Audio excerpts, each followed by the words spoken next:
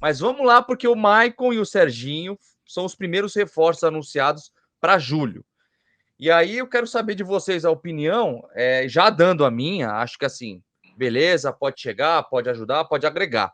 Mas para mim continua sendo mais do mesmo, a não ser que o Serginho prove o contrário, né? O Maicon é um jogador de 34 anos, não estava jogando no Santos, mais um jogador que não joga no Santos e vem para o Vasco da Gama, né? O Santos, que é um time que também vai lutar contra o rebaixamento.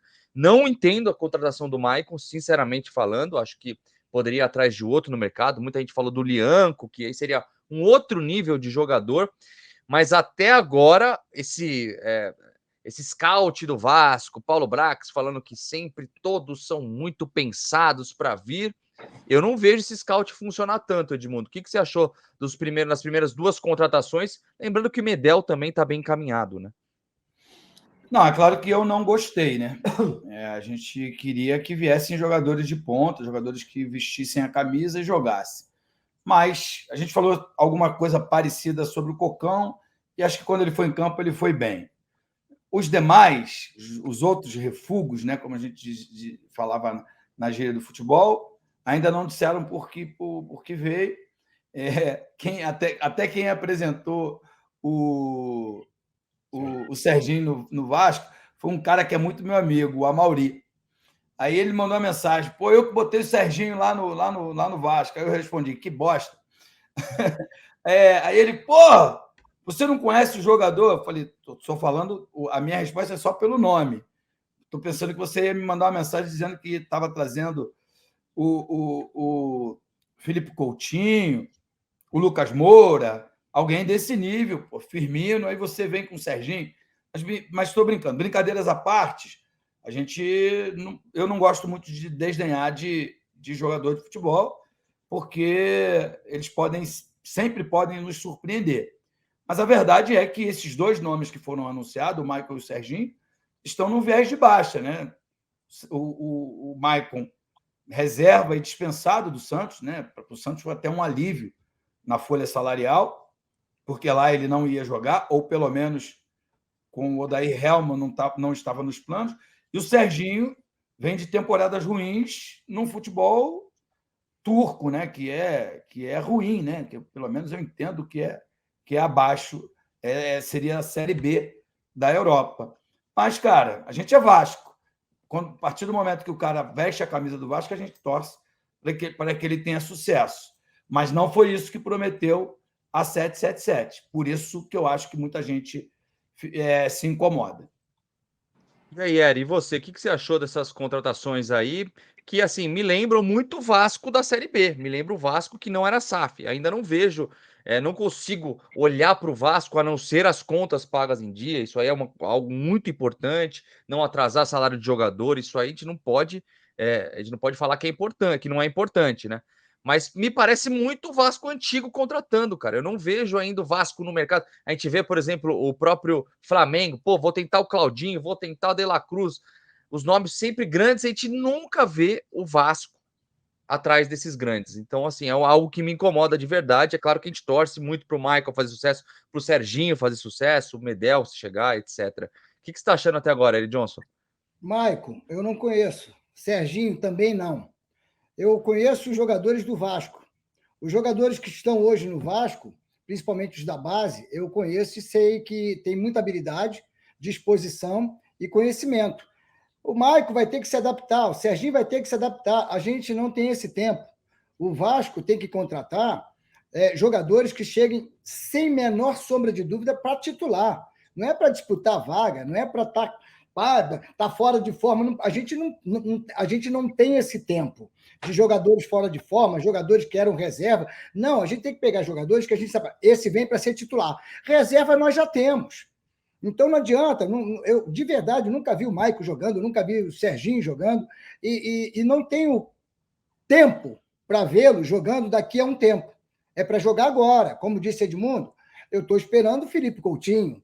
E de verdade, gente, eu sou tão otimista, que eu ainda acho que essa SAF está dando um drible na gente, está dando um elástico e que vai trazer verdadeiramente aquele jogador que a gente vai falar: por que não avisaram?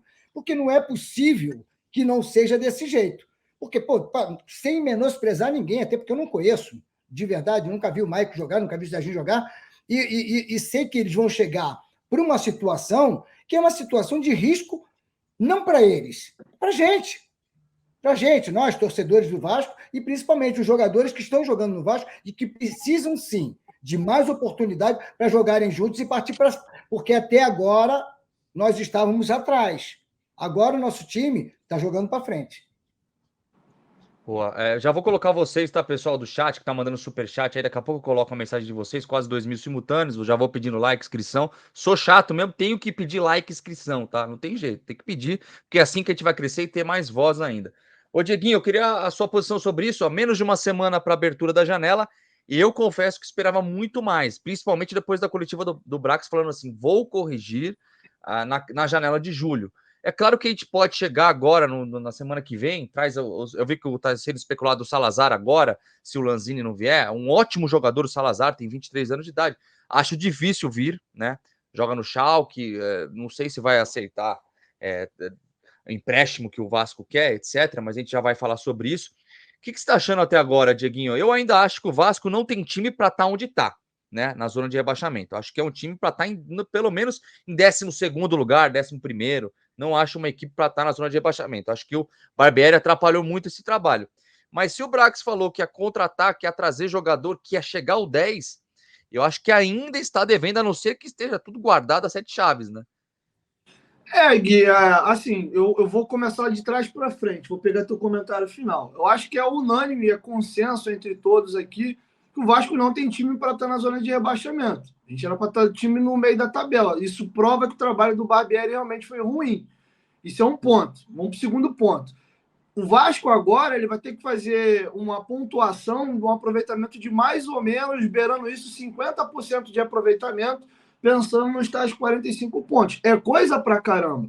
Então, de fato, a gente precisa de jogadores prontos para chegarem, jogar e definitivamente, não vou usar o termo patamar, que o Vascaíno aboliu esse termo, né? Mudar literalmente o time de nível. Eu já vi o Edmundo falando isso algumas vezes e eu concordo. É um time com 3, 4 jogadores de nível falando no time titular, a gente dá um salto de qualidade grande que tem uma espinha dorsal ali com alguns atletas interessantes e algumas peças titulares iriam para o banco e dariam uma melhorada no banco. Falando sobre o Maicon, cara, o Maicon tá me lembrando um pouco o Cris. Não sei se o Edmundo e o Eri vão lembrar quando o Cris chega no Vasco em 2013. Por que eu vou dar o exemplo do Cris? O Cris foi um jogador que teve uma carreira incrível, campeão no Cruzeiro, jogou no Bayer Leverkusen, jogou muito tempo no Lyon, seleção brasileira, mas quando ele vem ao Vasco, ele vem na reta final de carreira e foi uma tragédia a passagem do Cris no Vasco em 2013. O Vasco foi até rebaixado naquele ano. O Maicon, se você pega ele no São Paulo, jogou muito, é ídolo no Porto, virou até o Good of Zaga lá no São Paulo. O São Paulo gastou os tubos para comprar ele quando ele veio de empréstimo do Porto. Do São Paulo foi vendido ao Galatasaray, sendo que eu estou falando do Maicon de 2017, 2016, 2015. Se eu for voltar para 17, 15, eu trago o Nenê para jogar de camisa 10 de novo, vai voar. Mas eu estou em 2023. Então, o meu receio com o Maicon é esse. A história do Maicon no futebol é muito bonita. A exceção é o Santos.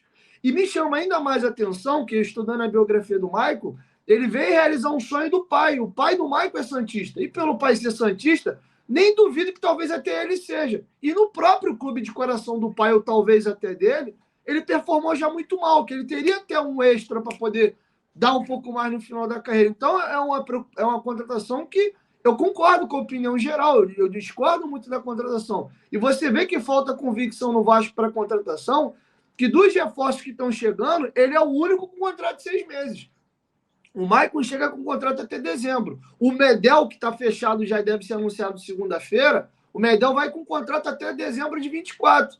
E a mesma idade dele, 35. Ou seja, é um cara que o Vasco já cacifa mais, é titular, capitão da seleção chilena. Então, eu tenho muito pé atrás com o Maicon. Sobre o Serginho, eu vou dar o benefício da dúvida. Não é o tipo de jogador que a gente precisa nesse momento. A gente precisava daquele cara que a gente não precisa ir no Google pesquisar a história dele, né? Mas pode ser que seja um atleta que teve pouca oportunidade no Brasil, entrou na Europa pelo leste europeu e chegou numa liga importante que é a turca e voltou. E aqui pode performar.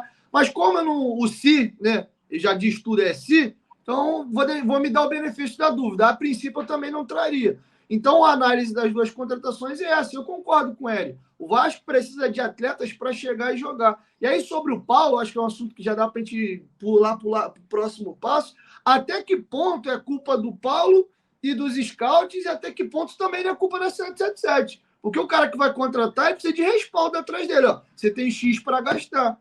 Entendeu? Então, assim, é uma análise que a gente, para fazer, até que ponto tudo é culpa do Paulo? Será que a empresa, vendo que a Voca está indo para o brejo, não deveria abrir o cofre um pouco mais e dar um respaldo maior? Porque aquela informação dos 120 milhões que está marcado para setembro foi pedido antecipação e não foi liberado. E aí? Vai estar pegando um jogador livre no mercado. Então é complicado essa situação.